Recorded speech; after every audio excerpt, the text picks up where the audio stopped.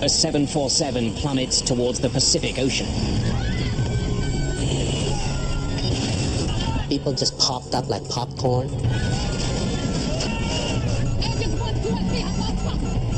This airplane is totally out of control. It is going to crash.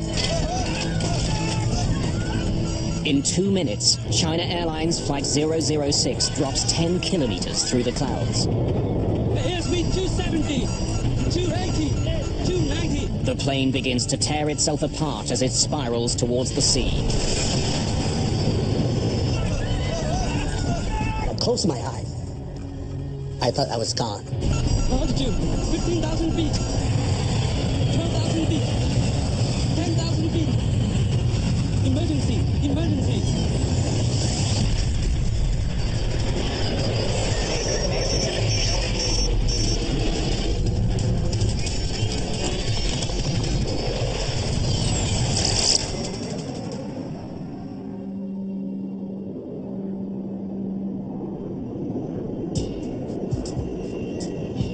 February the 19th, 1985. A China Airlines flight cruises across the Pacific to Los Angeles.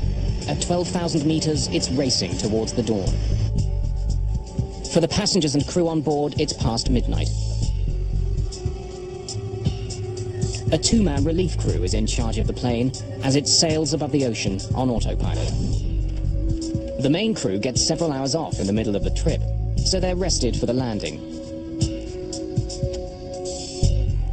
But Captain Mumyan Ho is restless. Good morning, gentlemen. Even though he's not officially on duty yet, Captain Ho returns to the cockpit. Thought I'd keep you company. The captain isn't the only one up. Best friends Sexan Canyo and Alex Knoll have something to celebrate. I feel like I'm in first class. It's Sexan's 30th birthday. I had the longest birthday because I just gained my 12 hours back. And we've been drinking champagne, celebrating 41,000 feet in the air. You know, not too many people get to do that. Bill Peacock is in first class. He's traveled all over the world for the American government. There was nothing special. It was a routine commercial flight. I had a very nice first-class seat, sat there and read some books, went to sleep. By now, the plane is nearing the coast of California.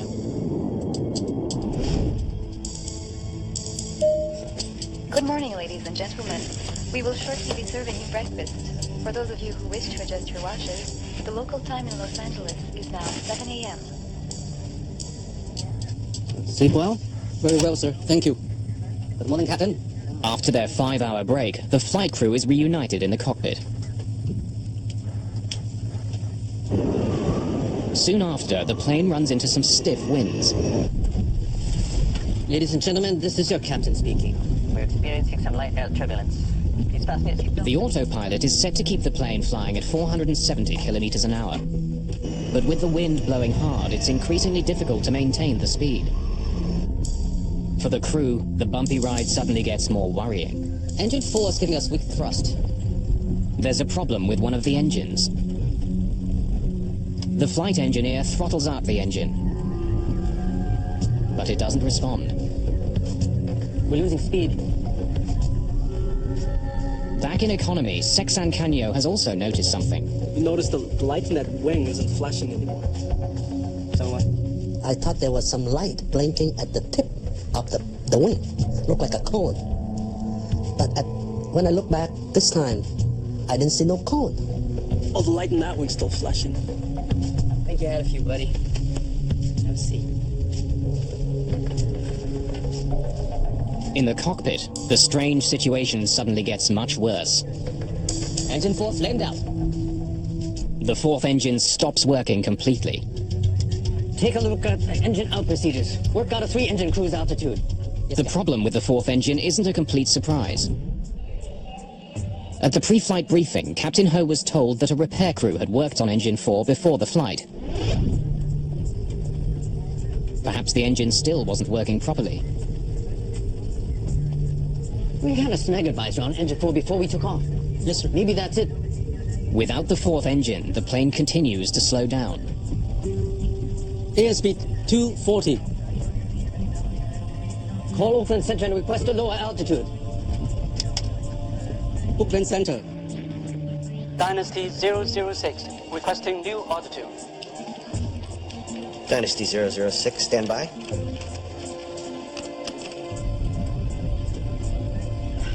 Reignite engine 4. Yes, Captain. At this altitude, there isn't much oxygen, so the chances of a successful relight are slim.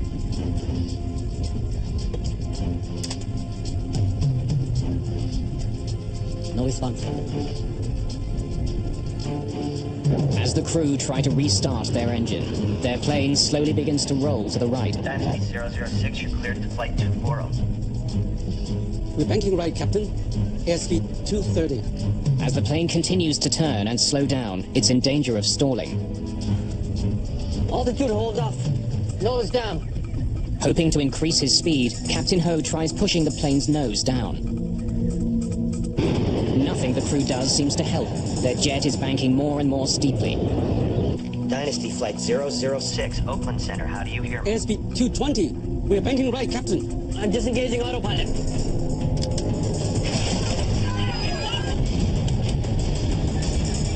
For the first time, Captain Ho takes manual control of the plane.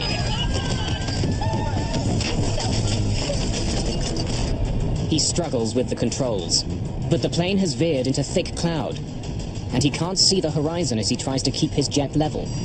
I've lost ADI. The ADIs have malfunctioned. It's going out of limits.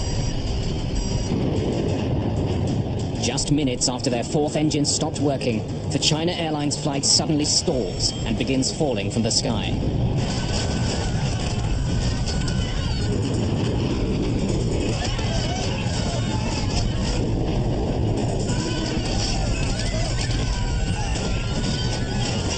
People just popped up like popcorn, hitting the cabin, and all the tray was flying. Hot tea, pots, noodles, and all the luggage in the compartment were hitting people. You could hear rivets popping. It sounded like bullets were hitting the outside of the aircraft, which, we're out in the middle of the ocean. Nobody's shooting at us. At that time, we didn't know if we were going to live or die. China Airlines Flight 006 is out of control and hurtling towards the ocean.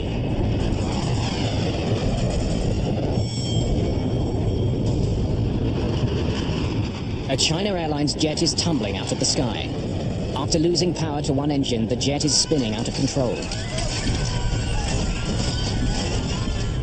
It's dropping fast, straight towards the Pacific Ocean.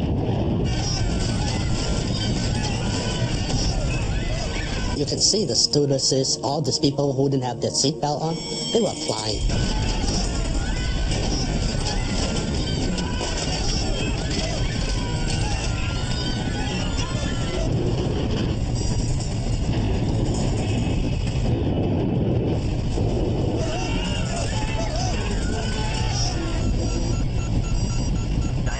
Dynasty 006, Oakland Center, how do you hear me? The crew are stunned, blindsided by their jet's bizarre behavior. Engines 1, 2, and 3 have lost thrust.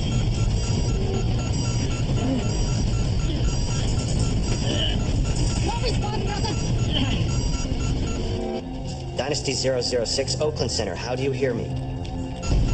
Airspeed 270, 280, Dynasty 006, Oakland Center, how do you hear me? Struggling against the plane's wild motion, the flight engineer tries again to restart his fourth engine.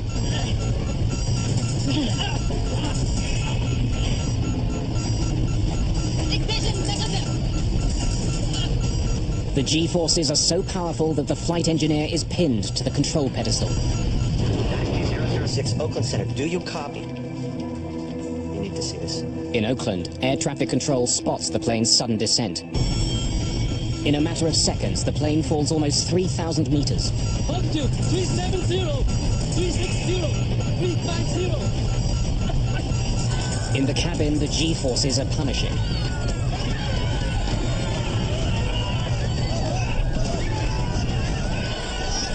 I closed my eye.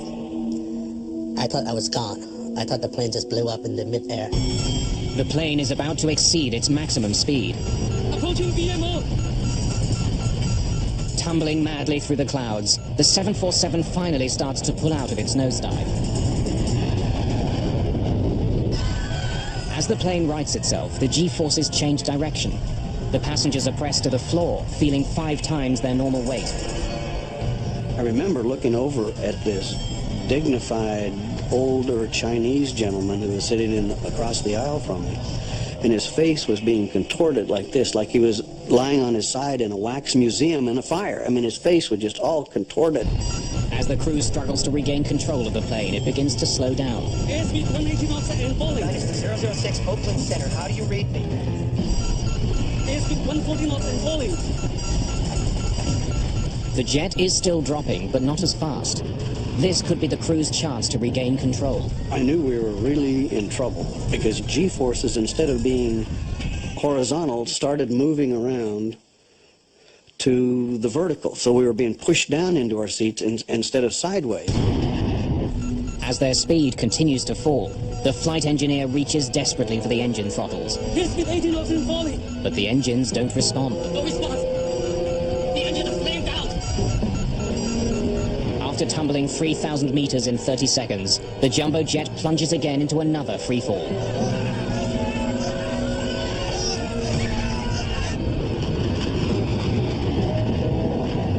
And the second time when it went down, this time it's plunged. I mean, it went down. The change is swift. Once again, the passengers feel pulled towards the nose of the plane. You know, this airplane is totally out of control. It is going to crash. And stuff, we're sliding around and flying around and shoved to one side and then shoved to another side.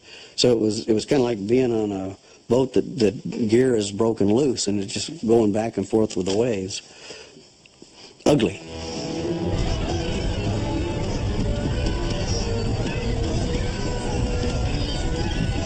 My stomach was up to my throat. You smell people urinating in their pants.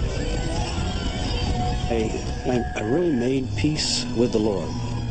And I said, to myself, I said, I've really had a wonderful life. If this is the end, I'm ready to do it. Altitude 250. Airspeed 290. As the plane spins towards the ocean, the airspeed increases rapidly.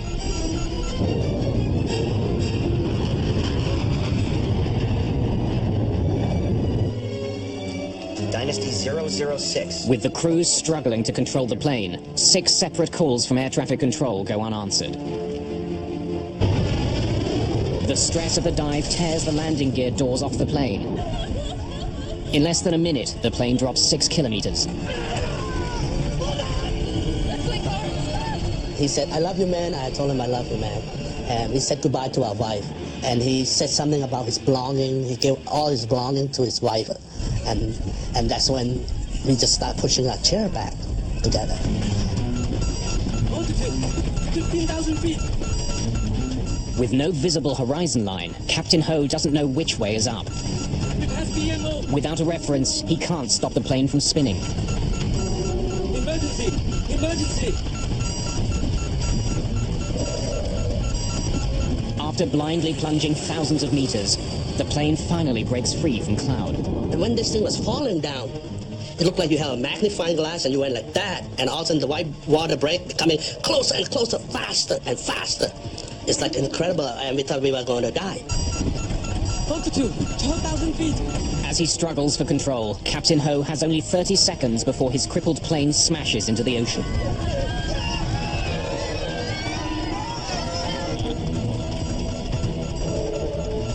I can see the horizon. Altitude 10,000 feet.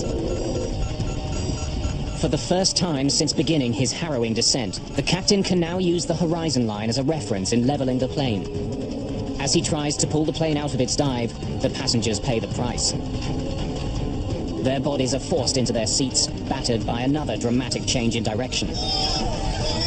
The G-force was so strong, and I weighed 200 pounds, so my weight was almost 1,200 pounds. It's a race against time, and the plane starts to win. ADI is coming back. As the plane finally begins to level, the attitude indicators return to normal. API is coming in. More importantly, as mysteriously as the incident began, 3 of the plane's engines regain power. Engines 1, 2, and 3 are coming back. Engine 4 still negative.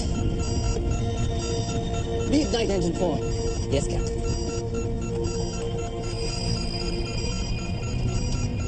Once again, the flight engineer tries to reignite the 4th engine, but this time... Engine 4 reignited. For the first time in minutes, the plane is flying under control. They saved the airplane. They pulled the airplane out of this acrobatic maneuver at an altitude of 9,500 feet. They popped out of the clouds at 11,000 feet, and they had the airplane in stable level flight by 9,500 feet. That was a masterpiece of flying. Ladies and gentlemen, this is the captain speaking. Is anyone hurt? Do we have a doctor on board? There's a gentleman sitting behind me, all splattered with blood from hitting the compartment. So we kept flying. And next thing I knew that the whole plane was quiet, real quiet. Nobody talked very much. The talk was whispering because we don't know, we still don't know we're going to live or die. Dynasty 006 fell off my screen, but she's back now.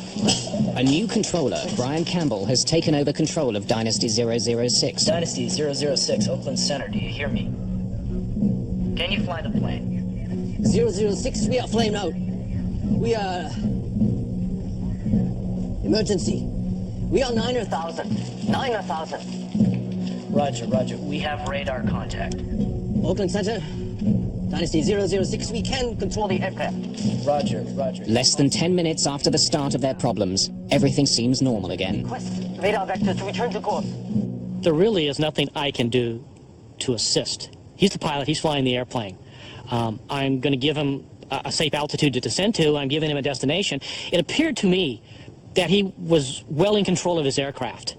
Dynasty 006, Oakland Center, are you declaring an emergency? Do you want to divert to San Francisco? Negative, Oakland Center. Condition normal now. We will continue to Los Angeles. Dynasty Air traffic control clears the plane to climb to 10,500 meters. But a new problem soon arises. Roger, Oakland Center. Captain, our landing gear is down and wrong. Can you bring them up? Negative. The hydraulic fluid in System 1 is empty. For some reason, the plane's landing gear is down. Hydraulic fluid, which controls the gear and many other parts of the plane, is also leaking away. Oakland Center, Dynasty 006, request new clearance to maintain flight level 270. Dynasty 006, Oakland Center, do you have injuries? Stand by, Oakland Center. Sir, are you okay? My head. One passenger has suffered serious injuries, and 24 others have cuts and bruises. 006, we have at least 2 injuries on board. Dynasty 006, Oakland Center, are you declaring an emergency? Do you want to divert to San Francisco? Stand by, Oakland Center.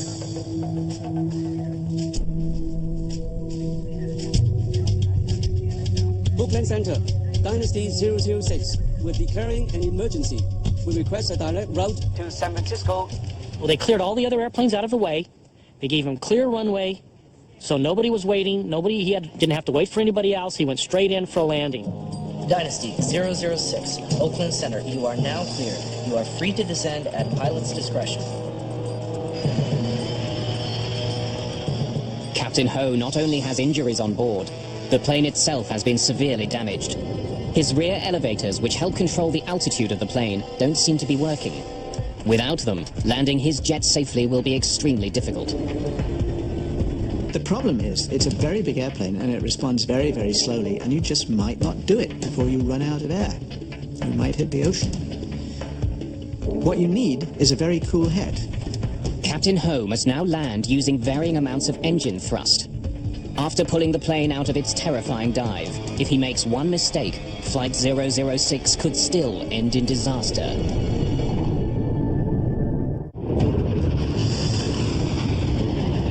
Nearing the end of a trip across the Pacific Ocean, China Airlines Flight 006 falls suddenly from the sky. engine is flamed out! Emergency! Emergency! After a terrifying plunge, the crew manages to wrestle the plane level again. But the jet is badly crippled. The elevators aren't working. Without them, Captain Ho has to land mostly by reducing power to his engines. It's a controlled fall towards the runway. As we came in, we flew over the house in Atherton where I had lived, where my kids had been born. And I looked down and said, boy, this is fitting. If we don't make it down, or if this plane explodes on landing because it's been so badly torqued and ruptured, you know, at least I got to see that.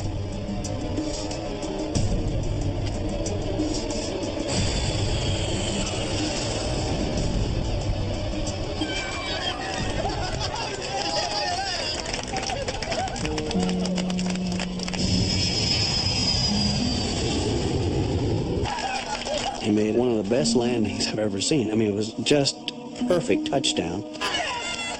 Ladies and gentlemen, this is Captain Ho speaking. Wishing you a safe journey. I hope you enjoyed our uneventful flight. Thank you for flying China Airlines. I thought he was a hero. He saved our life. I mean, how can we fell we don't know how far we fell that time. And we thought he was a hero and everything was fine.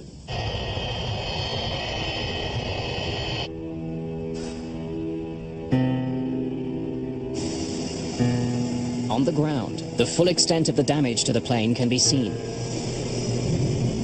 I saw this enormous piece of extremely complicated machinery that is much larger than most buildings, sitting there on the tarmac with bits ripped off it. Parts of the entire tailplane at the end were ripped off, as though a tornado had come through or a crane had been in and ripped pieces out of it. It was a very sobering experience.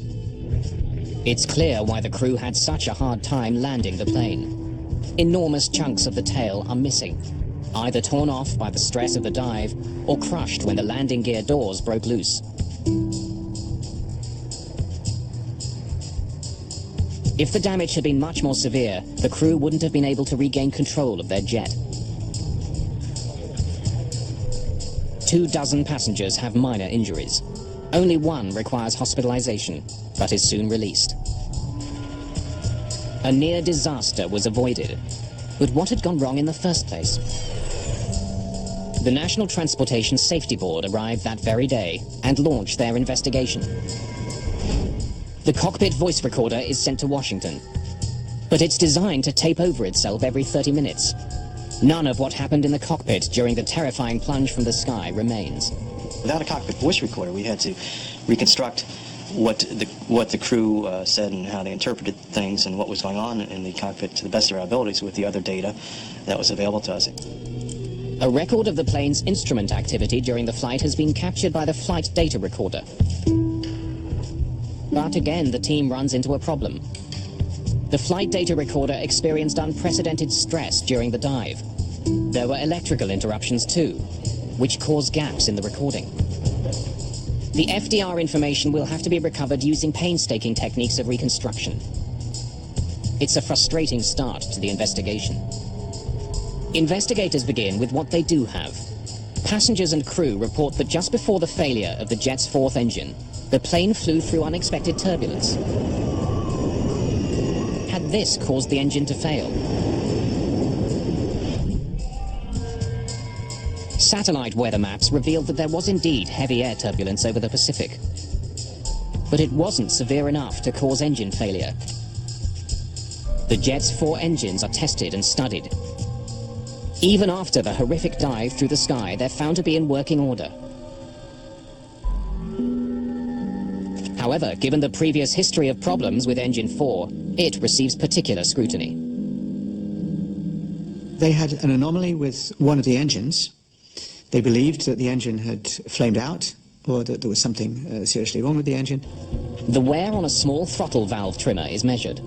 It's worn down by only 4/1000th of an inch, but that's enough to restrict the fuel flow to Engine 4. Engine 4 is giving us good thrust.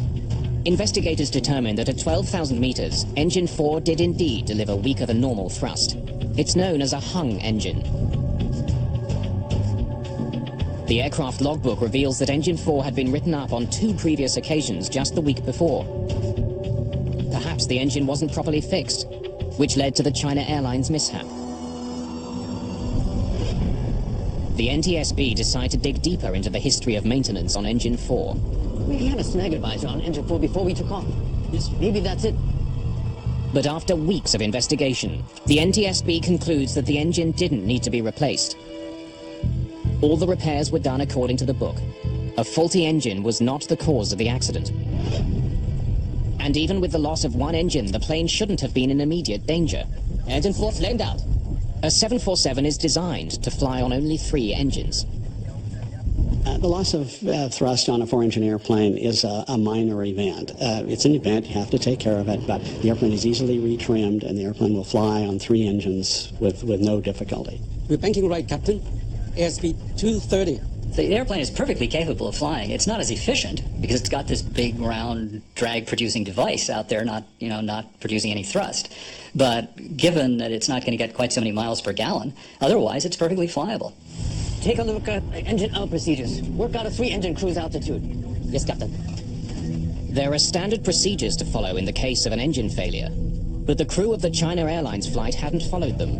They tried to reignite the engine immediately instead of descending. Reignite engine 4. Yes, Captain. They attempted a restart much too high. You are supposed to attempt to restart an engine only below 30,000 feet. They were at 41,000. What is a little curious to me is why they didn't use the normal relight procedure. They were starting to try to relight the engine at altitude, and that would likely not relight. No response, Captain. It's a mistake, but it shouldn't have led to the plane spiraling out of control. So how had a manageable problem turned into a near disaster? I've lost ADI. The ADIs have malfunctioned. It's going out of limits. To get more information on what was happening in the cockpit, investigators interview the flight crew. I heard the captain report the ADI was lost. And then I saw the standby ADI was also going out of limits. The crew tell investigators that their ADIs, which measure how level the plane is, weren't working. They could have said, this can't possibly be right. And looking at their indicators, can't possibly be right, and therefore they must have failed. The attitude indicator had indicated a position so implausible that it looked like it had to be a failed instrument. This couldn't be what the plane was really doing. But in fact, when the ADIs are studied by the NTSB, they're all found to be perfectly normal. When we started banking right, engine 4 was already flamed out. We started to descend faster, and engines 1, 2, and 3 also failed. Engines 1, 2, and 3 have one plug. NTSB investigators are even more confused when the crew tells them that all of their engines had failed. No response, Captain. With the exception of engine 4, the flight data recorder indicates that the other 3 engines were working the entire flight. Ignition negative. If the engines had all failed, there would have been a host of other problems, such as cabin depressurization, but that didn't happen. Engines 1, 2, and 3 are coming back. Finally, when we descended lower in altitude, 1, 2, and 3 came back, and we were able to reignite engine number 4. Engine 4 reignited. At the end of the dive, the crew had the plane under full power. It was a remarkable recovery. But to investigators, it's a puzzle. The story the crew is telling doesn't match up with the evidence they've uncovered.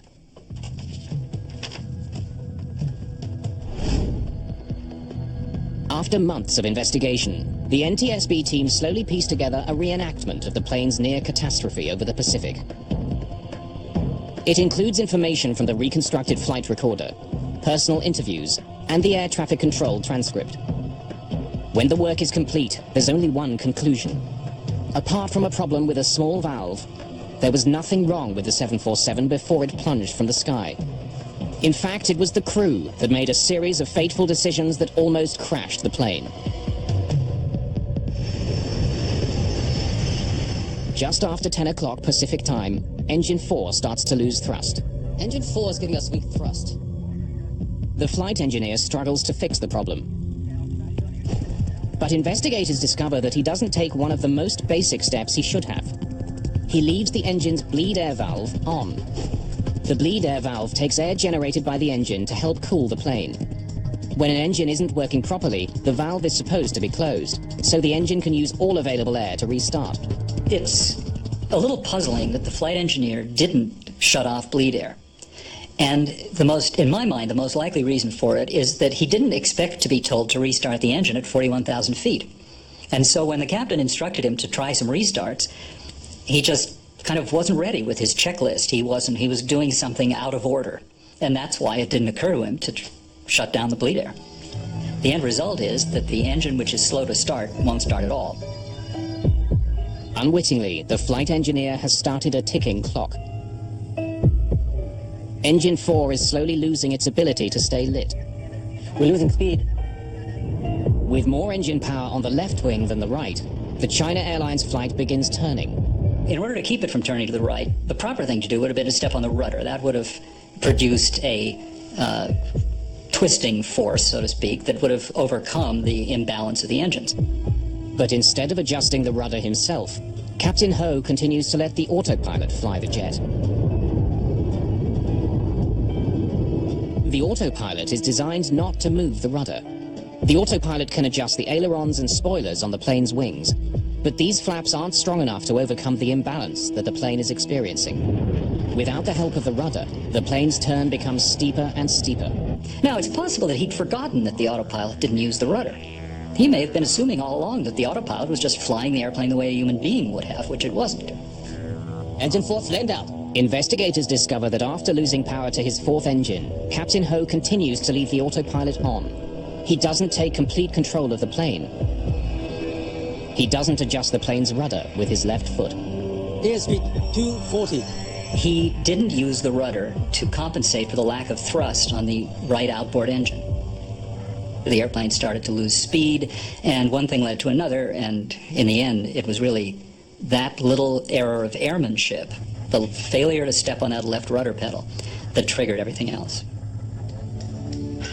Reignite engine 4. Yes, Captain. Rather than taking control of flying the plane, Captain Ho's attention seems to be focused on his engine problem, something that his flight engineer could handle on his own. No response, Captain. It's really critical that attention be paid to flying the airplane. But it's happened over and over again in aviation that the crew gets focused on a problem with a system, in this case an engine, but it could have been a light bulb, it could have been any other malfunction. And if everybody's focused on that and nobody is flying, then they're not prepared for what's happening to the airplane. The plane enters a critical moment. It's about to flip on its side and enter a nosedive. The NTSB believes that the captain was concentrating on his airspeed indicator, but seemingly fails to notice the instrument directly beside it, his attitude indicator. This instrument would have warned him that his plane was starting to roll alarmingly to the right. They concentrated on one part of the phenomenon and lost the full picture. And as they lost the full picture, they lost apparently a very important part of any instrument flying, which is the scan. You look at all of the primary instruments, one after the other, and whatever is going on, you look at them all constantly. During the plane's nosedive, it flies through thick cloud. With no visual horizon as a reference, the flight crew must trust their instruments to level the plane. I lost ADI. Instead, what investigators believe happened is that the crew became spatially disoriented. They decided that their instruments were failing. They simply didn't believe what they were seeing, and they thought they had lost their attitude instruments. They hadn't lost their attitude instruments. The airplane was, in fact, embarking on an aerobatic maneuver. The most probable reason for all three crew members believing something so unlikely as that all attitude indicators could malfunction in the same way at the same time is that the way in which they malfunctioned was so unexpected and strange that it didn't seem to correspond to any possible thing that the airplane could be doing. The airplane had in fact rolled over on its back and gone into a vertical dive, and that's something that Boeing 747s don't typically do. As the plane begins tumbling towards the ocean, another critical lapse in judgment occurs. Standby ADI was also going out of limits. I tried to restart. During interviews, the flight engineer told the NTSB that all three of the plane's working engines failed.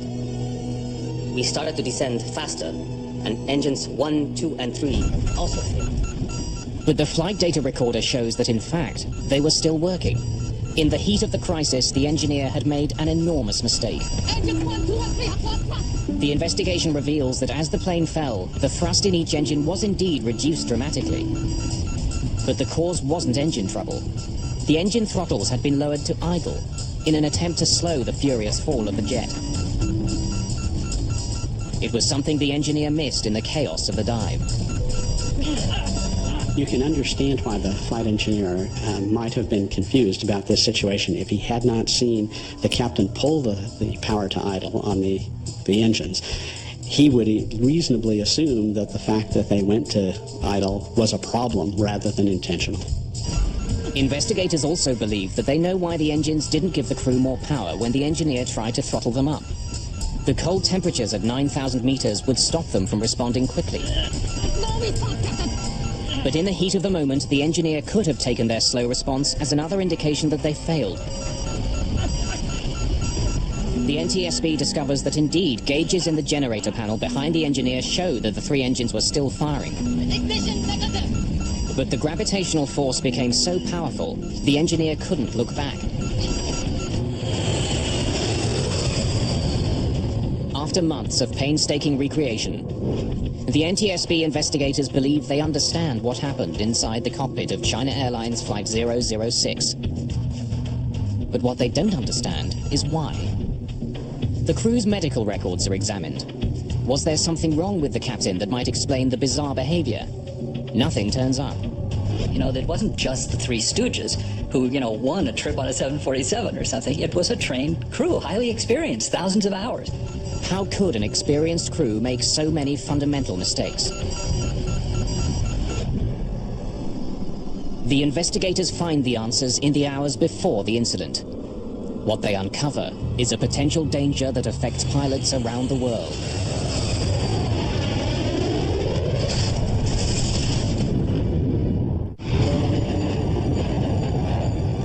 In 1985, a series of small pilot errors lead to a terrifying plunge from the sky. Spinning wildly out of control, a China Airlines flight tumbled 10 kilometers towards the Pacific Ocean. By the time the crew regained control, the plane was badly damaged. Amazingly, everyone on board survived. Investigators have uncovered a series of mistakes which nearly led to the death of everyone on board China Airlines Flight 006. But how could an experienced, well-trained and healthy crew make so many mistakes? The NTSB team decides to examine all of the factors affecting human behavior, including a new field of research.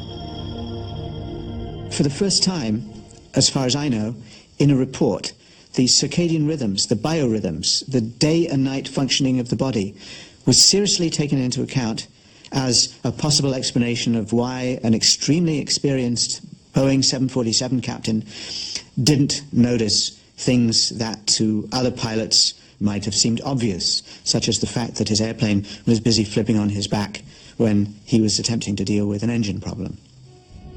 Although Captain Ho had the required 15 hours off duty before flying that day, the NTSB investigators take a closer look at the captain's schedule before the night of the flight.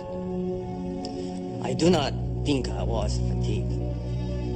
I can't say I slept well during the flight. This accident occurred at what would be about 2 a.m. local time. And that's pretty significant. Most people are asleep around 2 a.m. So this incident occurred at a point in his, what are called circadian rhythms, in his body clock, where he would be at his deepest sleep.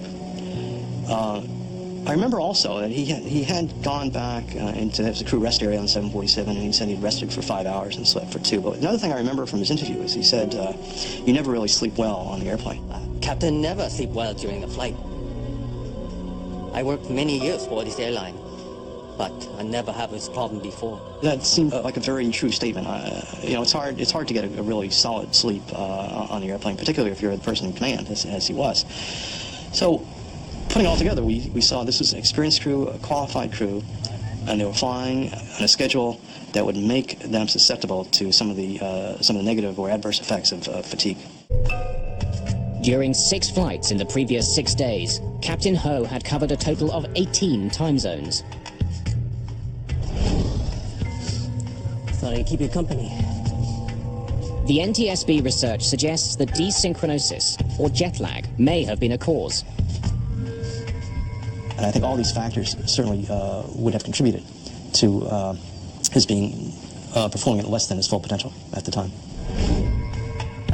Investigators also take a closer look at the very machinery that is supposed to make long-distance flying easier. Take a look at engine out procedures. Work out a 3-engine cruise altitude. Yes, Captain. We have people in the front of airplanes because we believe that in circumstances which nobody has foreseen, the human being in the front of the airplane can react creatively, can solve a problem that nobody has thought about before in real time. And automation can't solve problems that nobody has thought about before in real time in quite the same way. The NTSB concludes that possibly fatigued from air travel and bored by the monotony of his tasks, We're banking right, Captain. I'm disengaging autopilot. the captain relied on his autopilot for too long. When he should have taken direct control, he hesitated, trusting his systems. That is obviously a failure. The crew didn't behave as they should have behaved. Pilot error. As a result of the China Airlines near mishap and other incidents around the same time, aircraft manufacturers began to rethink the design of their automated systems. The idea of the automation is that it's going to help the human do the human's job. It's going to help the human take the airplane from the gate to the gate at the other end, and it's going to help along the way. Boeing makes use of this particular incident to say we still want the crew to have full authority so that they can move the controls as far as it's physically possible to move them and to manage the airplane, even if it may bend the airplane. It is better to do that than to restrict the pilot's authority and then have him guess whether or not he's in charge or the computer's in charge. Whatever mistakes the flight crew made that day, they did succeed in their ultimate task. They flew the airplane well. They did an excellent job with the approach afterward. They were careful with the airplane. They knew the airplane had been damaged. They didn't know the severity of it. They were gentle with the maneuvering and yet tested enough to make sure that they wouldn't get themselves in further trouble as they made the approach to landing. The one big thing they did right, and one only ever needs to do one big thing, is they saved the airplane. And in principle, that's all you ever need to do right when something happens to your airplane. You need to save the airplane and you need to save the passengers, and that's what they did.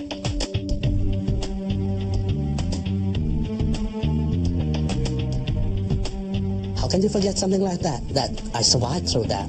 So it's hard for me to forget that I was lucky and it wasn't my time yet. The pilot saved our lives. He got us into it, but he got us out of it. And perhaps there was one other hero that day, the Boeing 747 itself. It was put through maneuvers and stresses that far outweighed its known limits. And yet, despite it all, the aircraft survived and landed safely.